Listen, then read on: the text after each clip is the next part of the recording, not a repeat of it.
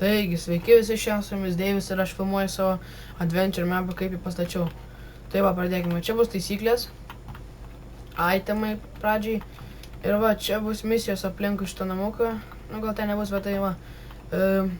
Čia bus pirmoji misija. Misijas galėsit vykdyti iš eilės. Tai va, jums reikės čia išmušti goldą ir surinkti jį. Čia bus jo visur. Nu, tarp šitos zonos, tipo geltonos.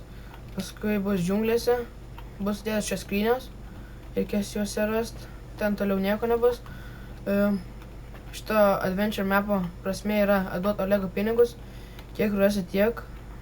Tai jeigu norėsite išbandyti šį adventure mapą, komentuokite komentarus, pavyzdžiui, bandau arba bandysiu šį mapą.